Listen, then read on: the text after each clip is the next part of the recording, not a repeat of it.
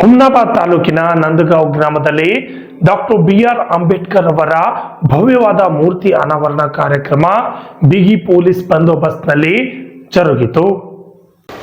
ಗ್ರಾಮದಲ್ಲಿ ಅದ್ದೂರಿಯಾಗಿ ಮೂರ್ತಿ ಮೆರವಣಿಗೆ ಕಾರ್ಯಕ್ರಮ ಜರುಗಿತು. ಶಾಸಕ ಡಾಕ್ಟರ್ ಸಿದ್ದಲಿಂಗಪ್ಪ ಪಾಟೀಲ್ ಅವರು ಅಂಬೇಡ್ಕರ್ ಅವರ ಮೂರ್ತಿ ಅನಾವರಣಗೊಳಿಸಿದರು. ಬಳಿಕ ಮಾತನಾಡಿದ ಅವರು, ಈ ಹಿಂದೆ ನಂದಗಾಂವ್ ಗ್ರಾಮದಲ್ಲಿ ಬಸವೇಶ್ವರ ಮೂರ್ತಿ ಅನಾವರಣ ಕಾರ್ಯಕ್ರಮಕ್ಕೆ ನನಗೆ ಆಹ್ವಾನ ಬಂದಿತ್ತು. ಈ ಸಂದರ್ಭದಲ್ಲಿ ನಾನು ಯಾವುದೇ ಅಧಿಕಾರದಲ್ಲಿ ಇರದ ಕಾರಣ ಕಾರ್ಯಕ್ರಮದಲ್ಲಿ ನನ್ನ ಹೆಸರನ್ನು ಸಹ ಕೆಲವರು ಕರೆದಿರಲಿಲ್ಲ. ಆದರೆ ಇಂದು ಶಾಸಕನಾಗಿ ಆಯ್ಕೆಯಾಗಿ ಇದೇ ಗ್ರಾಮದಲ್ಲಿ BR ಅಂಬೇಡ್ಕರ್ ಮೂರ್ತಿ ಅನಾವರಣ ಮಾಡಿದ್ದೇನೆ. ಅಂದು ನನ್ನ ಹೆಸರು ಕರೆಯದೇ ಇದ್ದವರು ಈ ಕಾರ್ಯಕ್ರಮಕ್ಕೂ ಬಾರದಂತಾಗಿದೆ ಎಂದು ಶಾಸಕ ಡಾಕ್ಟರ್ ಸಿದ್ದಲಿಂಗಪ್ಪ ಪಾಟೀಲ್ ಅವರು ಮಾಜಿ ಸಚಿವ ರಾಜಶೇಖರ್ ಪಾಟೀಲ್ ಅವರ ಹೆಸರು ಹೇಳದೆ ಪರೋಕ್ಷವಾಗಿ ಟೀಕಿಸಿದ್ದಾರೆ.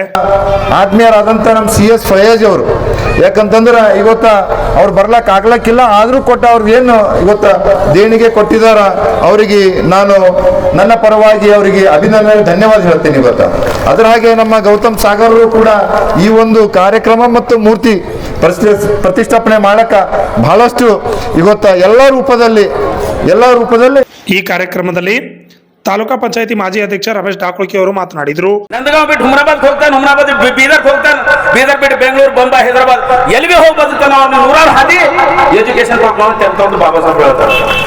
ಹಾಗಾಗಿ ಬಂಧುಗಳೇ, ನಮ್ಮ ಮಕ್ಕಳಿಗೆ ಎಷ್ಟೇ ಕಷ್ಟ ಇದ್ರು ನಾವು ಅವ್ರಿಗೆ ಶಿಕ್ಷಣ ಕೊಡಿಸ್ಬೇಕು. ಮತ್ತು ಸಂಘಟನೆ ಆಗಿ ಅಂತ ಬಾಬಾ ಸಾಹೇಬ್ ಹೇಳಿದ್ದಾರೆ. ಸಂಘಟಿತರಂದ್ರೆ ಜಾಗೃತರಾಗಿ. ನಾ ಏನಿವತ್ತು 75 ವರ್ಷದಲ್ಲಿ ಸಂವಿಧಾನ ಕೊಟ್ಟಿನಿ. ಈ ಸಂವಿಧಾನದಿಂದ ಏನೆಲ್ಲ ಹಕ್ಕುಗಳು ತಗೊಂಡಿದ್ರಿ, ನೀವೇನೆಲ್ಲ ಅಧಿಕಾರಿಗಳಾಗಿರಿ, ನೌಕರರಾಗಿದ್ದೀರಿ, ರಾಜಕಾರಣಿಗಳಾಗಿದ್ದೀರಿ, ನೀವೆಲ್ಲ ಸಮಾಜ ಕಡೆ ತಿರುಗಿ ನೋಡ್ಬೇಕು. ಆ ಸಮಾಜಕ್ಕೆ ನಿಮ್ಮಿಂದ ಕೈಲಾದಷ್ಟು ಸಹಾಯ ಮಾಡಬೇಕು, ಸಮಾಜವನ್ನ ಮೇಲೆತ್ತಬೇಕಂತ ಒಂದು ಆಶೆಯನ್ನು ಬಾಬಾ ಸಾಹೇಬ್ ಅಂಬೇಡ್ಕರ್ ಇತ್ತು. ಅದ್ರ ಇವತ್ತು ಅನೇಕ ಜನ ಇವತ್ತು ಮಾಡೋರು ಮಾಡ್ತಾ ಇದ್ದಾರೆ, ಮಾಡದಿರೋರು ಮಾಡ್ತಾ ಇಲ್ಲ. ಹಾಗಾಗಿ ಇವತ್ತು ಎಲ್ಲ ರೀತಿಯ ಜನರು ಫಾಯ್ದೆ ತಗೊಂಡ್ರು.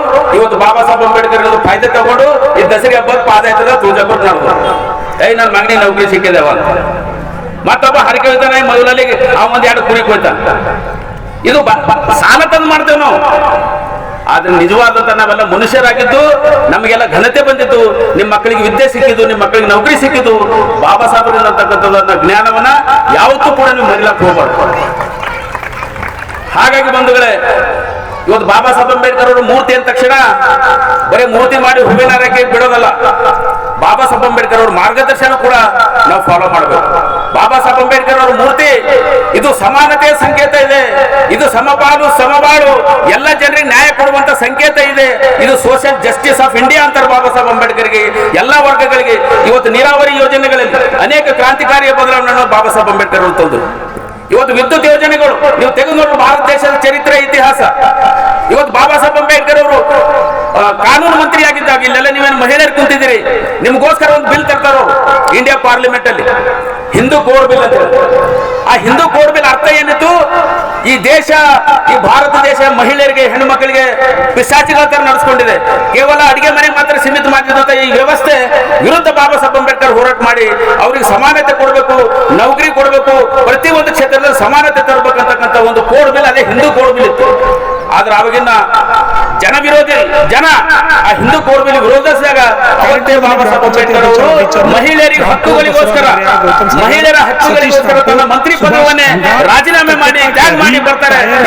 ಸೈಯದ್ ಅಲ್ತಾಫ್ ಅಲಿ, ಪ್ರಭಾಕರ್ ನಾಗರಹಳೆ, ನಾಗಭೂಷಣ್ ಸಂಗಮ್ ಸೇರಿದಂತೆ ಅನೇಕರು ಪಾಲ್ಗೊಂಡಿದ್ದರು. ಮುಂಜಾಗ್ರತವಾಗಿ ಗಲಾಟೆಯಾಗದಂತೆ ಪೊಲೀಸರು ಬಿಗಿ ಭದ್ರತೆಯನ್ನ ಕೈಗೊಂಡಿದ್ರು.